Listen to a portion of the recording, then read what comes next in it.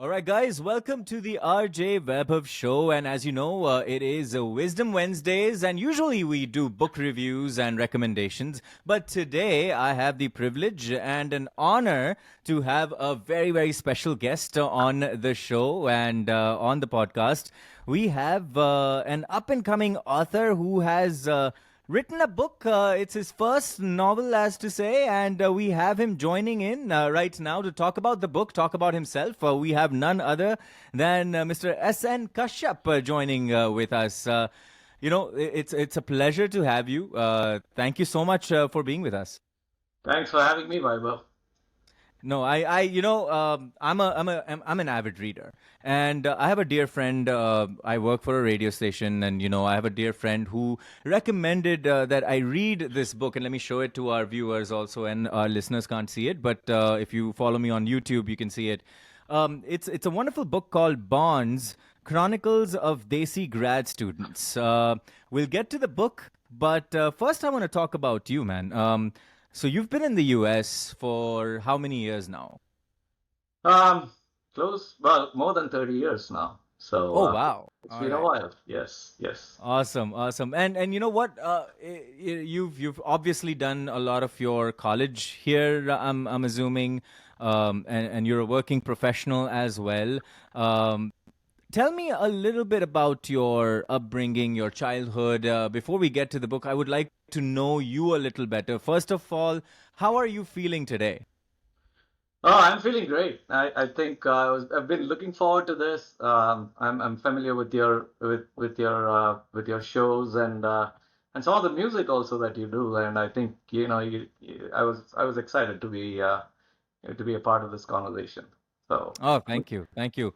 So, tell me about your childhood. As you were growing up, what kind of environment were you growing up in? Tell me a little bit about your education. What were your interests when you were growing up? Sure. A little bit of a background. I'm a Tamilian by heritage, but I'm a Okay, Hyderabadi by upbringing. So I grew up in Hyderabad. Um, nice. so typical, right? Like typical transplanted Tamils in Hyderabad, and just middle class family. Me and Right, my sister, and my mom pretty much running the household. My father was in central government service, and he was away on travel a lot. So just studies and sports and friends and a lot of reading. I mean, I was a voracious reader in those days. They were like even now, like some of my aunts kind of recall how there'll be like this little sliver of light in the living room. Everybody is watching Doordarshan, that's the Indian TV, and right. I'm reading by that light. No, I used to read anything I could lay my hands on. But my academically, my bent was more in math.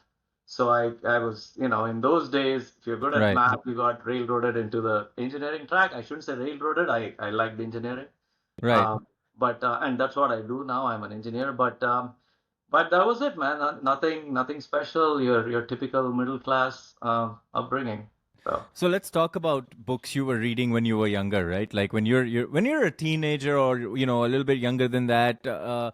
Your choice of reading changes as you're growing up, right? So when I was younger and in school, like fifth, sixth standard, I used to read the famous five. Yes. By Enid Blyton, and then the Hardy Boys came along, and then when I moved to the U.S., it became Goosebumps was another book that I used to read because of its format, because you would have different endings that you could choose from, Yeah.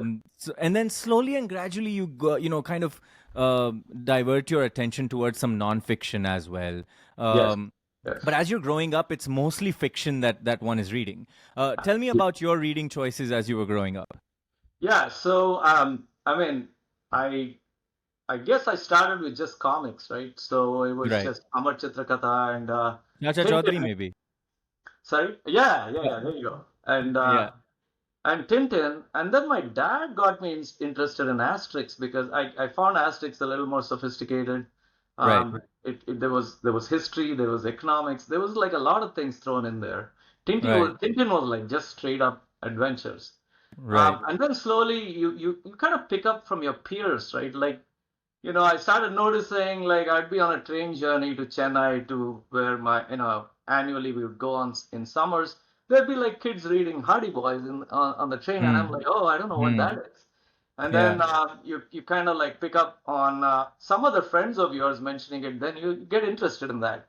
Then you start Right. reading one, and then you're like, wow, this is cool. And then so Right. on, right? So I think the peers were very influential in my reading choices initially.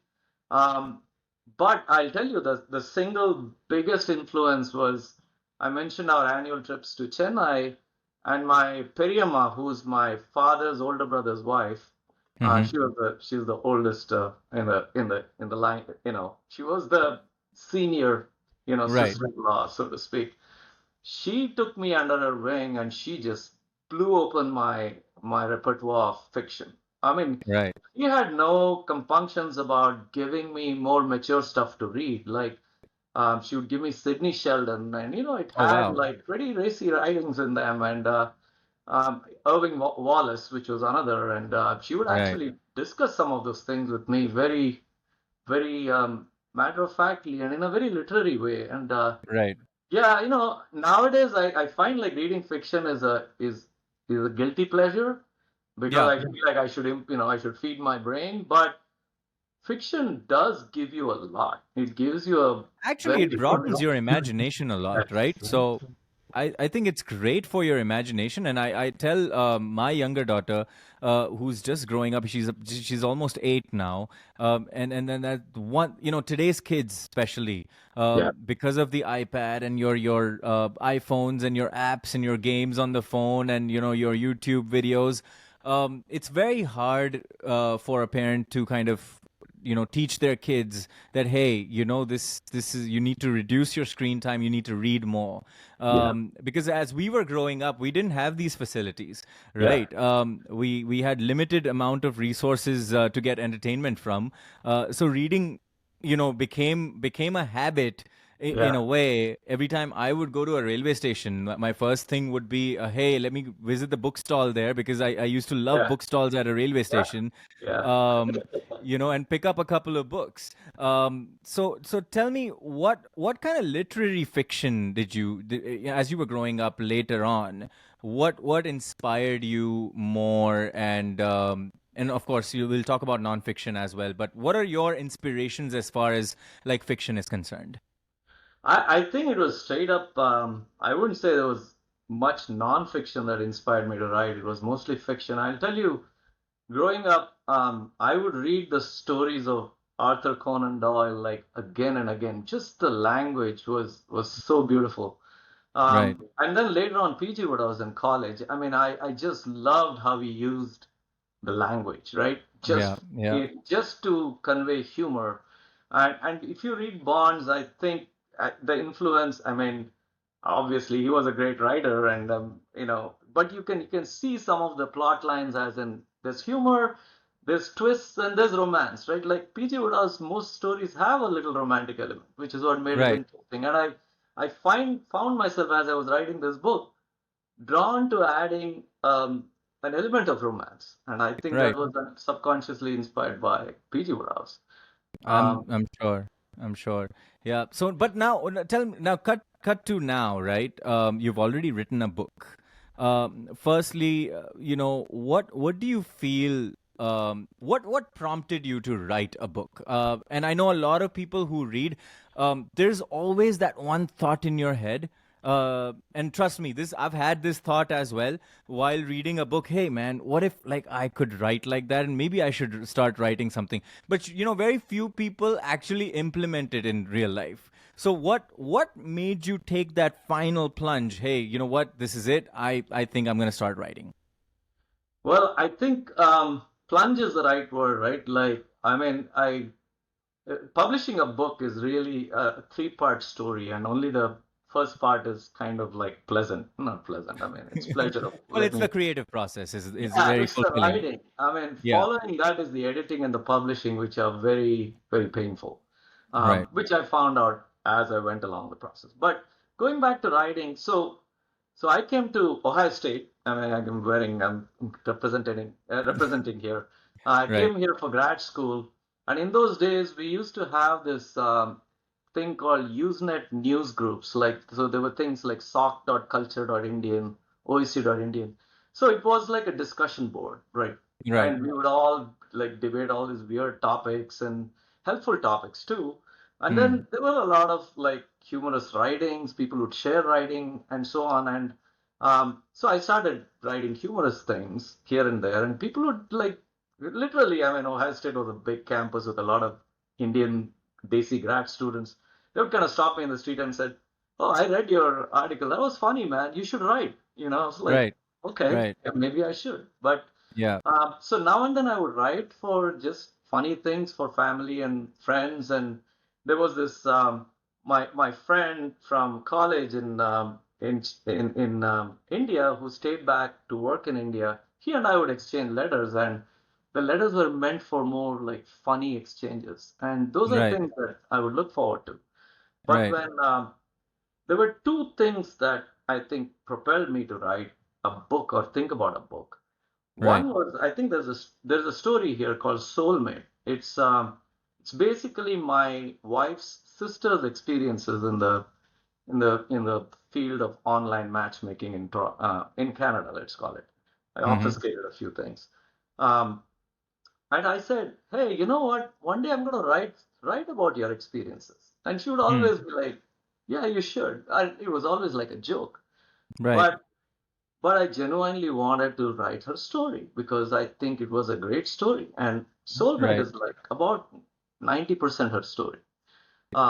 So there's a lot of realism, myself and dear people dear to me that are in these Right. stories. And when I started thinking about these things, I was like, I could actually write a bunch of stories. Right. So when COVID hit, I started doing that. Hmm. And then suddenly I reached a point where I was like, wow, I have like four stories and they Okay. are so many pages, and maybe I can publish this. And Right. then, the second element of that, maybe there are three elements. My sister-in-law now, COVID, and then the fact that Amazon KDP, Kindle Direct Publishing, makes it so easy Right. for independent authors to just publish. So those three things led to Bonds. That's amazing. That's absolutely amazing. And during COVID, let me tell you something. During COVID, I know a lot of bad happened around the world, but Yeah, I feel a lot of dreams have been realized during COVID. A absolutely. lot of people Yeah, have picked up things that they always thought they were going to pick up, but because of yeah, their day-to-day hustle, they never get to go into that zone because of a lack of time, lack of resources. But during COVID, everyone was home, right? So that you're like, okay, I can't go out, I can't do anything. Everybody's working from home. Might as well utilize this time productively. yeah. So It I was a very weird mental space that everybody was in, as in, I right, got time. Let me do something creative. And the advent of even things like YouTube, like right now, I fix everything around the house because YouTube has DIY videos, right? absolutely, So I also took up music production. We should have a different conversation about that. yeah. I know you're into music. So I learned like, how to run software, and I was already playing guitar, but I And there's so learned. many tutorials on that on Yes, YouTube for that as yes, well. Yeah. yes. So yeah, I would be on the treadmill. I would be watching how to use Scrivener software for writing, I things was like gonna that. get to that. I was gonna get to that. So let me. That's my next question. Before we actually go on and talk about the book in detail, um, if I am an aspiring writer today, right? Yeah, And I want to go ahead and do it, but I'm scared. I'm kind of on the fence. I don't know what route to take. yeah, And I want to know what worked for you might not work for others, but still, I would like to get a little bit of an insight into what goes around. Like, okay, say that I have a thought in my mind. Okay, I want to put it on paper and on paper. I might not be as great. Maybe in. I mean, I love to write, but I can't really articulate it on paper. What is the route that what were the struggles that you faced that maybe people can learn from it? yeah. I tell you what, if my next book, it'll be a completely different journey for me because I think I know how to use the tools better now. Right. Simple things, right? For instance, right now I can, as I'm thinking about characters for my next book, I'm actually going to an AI engine and I'm kind of describing that character and it's bringing out a sketch for me. So really what you want to do is, and this is like, I wrote short stories, but I think readers prefer a more immersive format. They want longer stories. They want to be invested in the characters. And so you must create an immersive experience for that. And for that, it's either you have to be a great visualizer or you take the aid of tools, right? Right. That is Right. out there. Like you can go to like Chat GPT and say, if you're thinking you're setting your next story in some suburb of Dallas, and you could say, hey, describe like typical scenes from this area at like 7 p.m. or something, and Chat GPT will give you something. It's a It'll be a glorified. starting point. It'll be Correct. a It'll be starting a point. starting point for your research, and then Right. but it's nothing like being writing true to your own experiences, your own immersions that you have had. Right. So I would say be true to yourself. Um, that's rule number one. Rule number two, there are some rules about writing. Um, and I'll tell you, like, there is a very cool article out there about how P.G. Wodehouse violated every one of them, right? I'm sure. Yeah. So it's you, man. It's. I know it sounds corny, but if you have a compelling story, there's really nothing that's going to stop it from coming out. Absolutely. The Absolutely. you can get help from editors to like who might say, well, you've got like you're mixing up point of views, you're cheating here, you're getting into their head. Hmm. You can easily fix those things, but Yeah. your characters, if they come from here, you should just write. Vaibhav, you should just write, man. All Just right. write, I mean, just write. one day just start writing. Exactly, right? Yeah.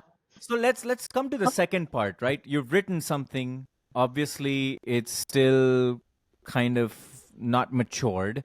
You still need to have it in place. What do you do for proofreading? What do you do? Because Yeah. you would want somebody else to look at your work to kind of get another perspective. Yes, I think this is where you lean on your friends and family. I mean, you um, beta readers, right? Like, Yeah. but you should also learn to understand what they're trying to tell you. Um, Right. because a lot of times they're telling you how they feel, not necessarily how you should fix things. Right. So, I mean, these stories went through a lot of reps, but it was pleasurable because I was giving it to people I cared about. They Yeah. cared enough about me to give me like their thoughts, Yeah. and some of them like would just read the same story over and over Right. because I would Right. just say, okay, here I changed a few things. What do you feel about it now? Right. And I mean, so lean on your friends and I would say yourself. I mean, the other way is to get signed up by a big publisher and, have an editor, who's working with you. How hard is that? How hard is getting that done? I've never tried it. Actually, I never thought that I would go approach some publisher. Okay, so Because let's talk about the hard copy right here, right? So say I know through the Kindle service you can have the digital copy up on yeah, Amazon and on your Kindle, right?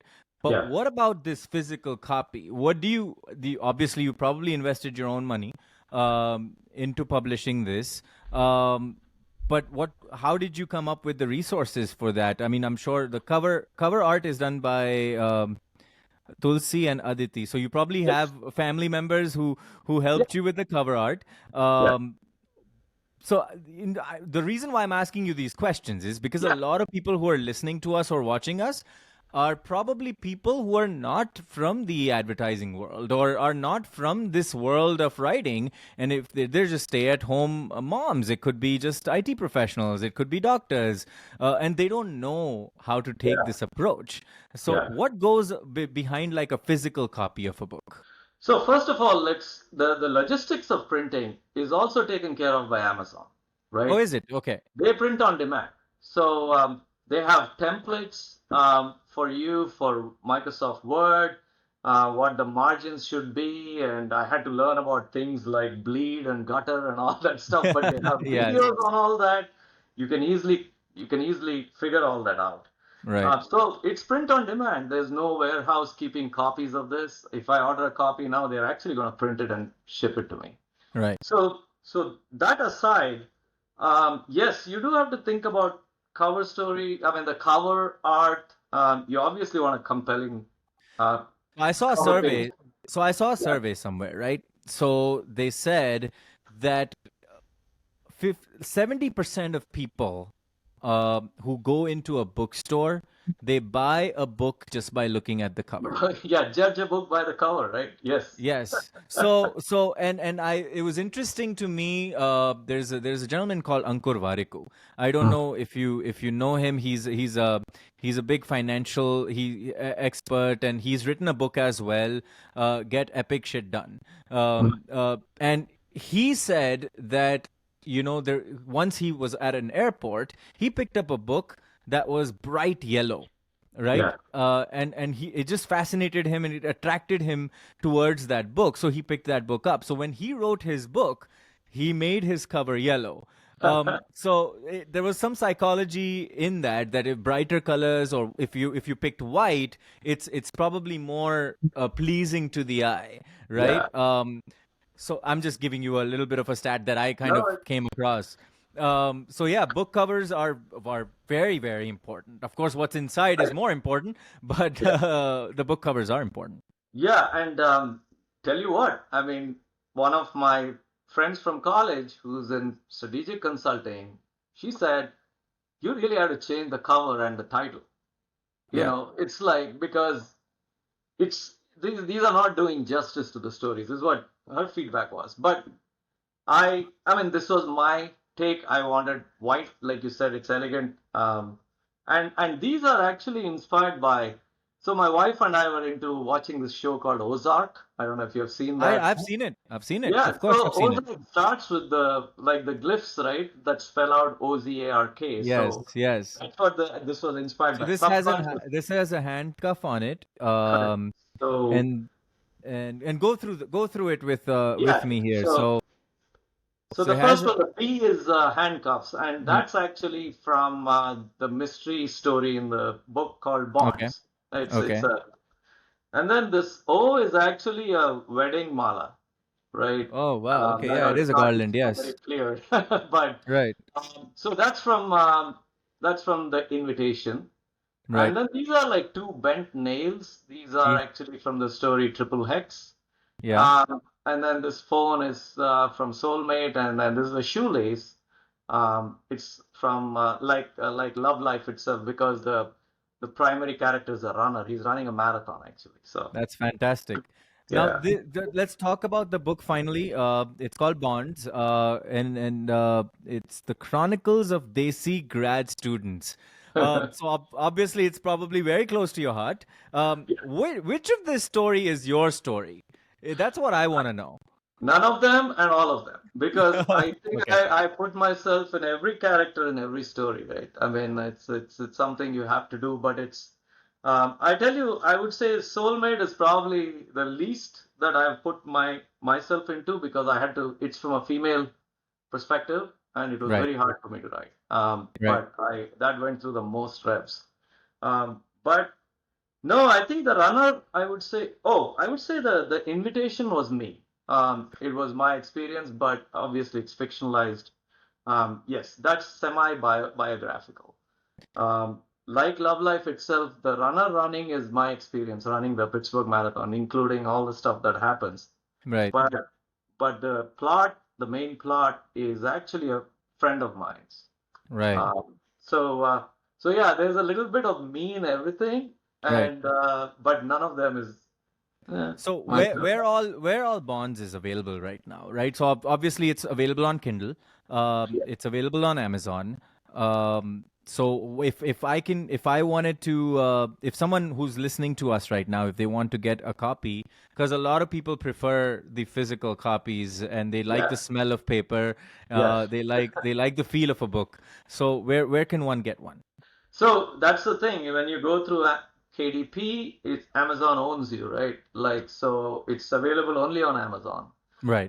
You can actually request your local library to procure a copy. I think I signed I signed a low royalty model where libraries can get it for much cheaper. So Right. that's another route to take, and obviously it's available on Kindle. And I think the unfortunate part is, like, there are friends of mine in India who want to buy the physical book, but they'll have Right. to pay like 3 times the amount because of shipping, because they don't print on demand in India. Right. They print on Right. demand in the UK and other European places. So Kindle is the only option in India, whereas I think US, I think Amazon is the only. Okay. I recently my daughter said, "Hey, Barnes and Nobles has it." Like I was like, "Wow, really?" So I went and checked it out. So I think what Barnes and Nobles will do is get it from Amazon and slap a shipping fee on it, so or something like that. Right. So So like a physical store, Barnes and Noble had the book. I know, no, this was BarnesandNoble.com. Oh wow. Okay. Yeah, So all of and you yeah. never contacted Barnes and Noble for that. So I guess No, Amazon takes care of that I'm assuming. yeah. I think they have an agreement. Like as soon as the book popped up on Amazon, it popped up on Goodreads.com, which I think Amazon owns probably. And Yeah. I'm learning all this myself, right? So yeah, I think now when I used to do a Google search when the book came out in May, I couldn't even find it on Amazon. But now I can see a bunch of stores have picked it up and they have links and they're reselling them and so on. So That's it takes a fantastic. while. It takes a few months for everything to flow through So the marketplace. let's also get into the economics of it, right? So Yeah. without getting into detail, I let's say if I'm selling my book for $5, right? And who decides the price? Does Amazon decide the price or you decide the price? So Amazon, if it's a print copy, um, Amazon will tell you what the print cost is, and they will not let you set the price below that. Correct. So it's up to you whether you want to make $0 on it, right? In which case you Right. would set it equal to the print price. Right. Right. So for this, it's about 300 odd pages. I think the cost of printing is like $7, so I couldn't sell it for less than 7. Absolutely. Whereas Kindle, I could sell it for whatever, because they do charge a little delivery charge, as they call it, Mhm. but it's like less than $1. So I could sell this for 99 cents, which I periodically do. I run like sales and I sell it for 99 cents. Yeah. Right. Right. Okay. So there's basically whatever extra that you're selling for, that's what you're pocketing. No, you're not, because you're getting so there are two royalty models you can sign. There's a 60% where you get Okay. 60% of the difference, Okay. or you can go for a lower one on Kindle. And then the expanded enhanced distribution or something they call it is 30%, which is, it turns out I thought I was going to get 30% on every sale, but it's only on sales through that channel that Amazon has with libraries. Wow. They're still giving me 60 on the, for private buyers or, Fabulous. So yeah, Fabulous. it's 60 is the 60% So, is. but this is I think for new writers and new want to be authors, this is a great platform that Amazon is providing. It is Because amazing. with your first book, let's be honest, you're not looking for profit. To be honest, Yeah. you're looking to be recognized. You're Yeah. trying to test the waters. Yes. I've seen it so many times where I've seen people publish a book and then never publish anything again, right? Yeah. And that's why I like your drive, and it's an inspiration for young readers and writers both, that never to give up, and kind of just keep doing what you love, because Yeah. just don't do it for money, because do it for the creative process. The money will follow if the product is good, Yeah. right? Absolutely. Absolutely. Yeah. Yeah, you nailed it, man. That's pretty much it. Yeah. So, So, what have you learned from this experience of yours? And now let's talk about your future book. I'm sure you have something in your mind, and I don't want you to get into detail of the book, but yeah. what are you going to do differently this time? So there, I mentioned a software called Scrivener. Scrivener is just worth, like, it's like $30 or $40 on your PC or Mac. Even the iPad version is like $25 or something. Yeah. I would say get it, like, because it just lets you organize your thoughts. It lets you make scrapbooks of, like, you can put pictures in there. You can take a walk in some new city and put down your notes. You can use that later. Yeah. You can do character sketches. You can do story arcs, like you could just lay out what they call scenes, where you could just say in the sequence of scenes, this character's arc is progressing this way, the entire story arc is progressing this way, stuff like that. Oh So wow. those are things I would do. Right. I wouldn't write organically where things would take me, because I think that caused a lot of churn, which I enjoyed. Um, But Especially this some will of these save you stories. time. But this will Yes, save you time. because I had to flip the timelines on a few of these, like couple of times, which is And can not you that easy. imagine if AI got integrated with Scrivener? Then that would be a game changer. It would, yeah. And so I started writing 3 years ago, and then ChatGPT showed up last year-ish, right? Like Yeah, I, yeah. I first ignored it. I'm like, this thing is useless. But earlier this year, I started using it for, okay, I'm curious now. Because I was banking on Microsoft Word to correct my, fine punctuation and all that. Then I also signed up with, bought Grammarly, which was giving me ways to change my sentences, and I didn't really like it, like Right, how it was. right, It's not my turn of phrase. Okay, so what if it is passive voice? It's like stuff like that. So right. I went to ChatGPT and said, how would you write this better? And I actually posted like pieces of my story. Sometimes like it would come up with something which was kind of interesting. And sometimes like, no, I mean, I can tell a machine wrote it. So I think there's still the creative field of writing may still be safe from AI, but I don't know how long. Yeah, No, you're absolutely. absolutely right. It's going to be But it's going to be it's amazing. bound to happen, right? Yeah, But it also takes away the human touch, yeah, and it takes away that personalization. yeah, It takes away a lot of emotion yeah, that only a human can provide, I feel. yeah, We're still ways ahead where we're gonna see AI actually be behaving emotionally. yeah. And I know I'm digressing here, but yeah. So, but I think you're doing fantastic, man. This book is available, guys, on Amazon. Please go buy it right now. If for nothing else, just support. The endeavor of Mr. S.N. Kashyap. I think this conversation has been an inspiration. I'm sure for me at least, and I'm sure for everybody who's listening and watching right now. If they were on the edge to write something in their life, they probably made up their mind. While listening to this or watching this, that hey, I'm gonna pick up that pen. I'm gonna start typing some words and see where it goes. So yeah, man, thank you so much for giving us time, and it's such a pleasure. Let's do one thing here as we end this conversation. For both our podcast listeners and for the YouTube viewers.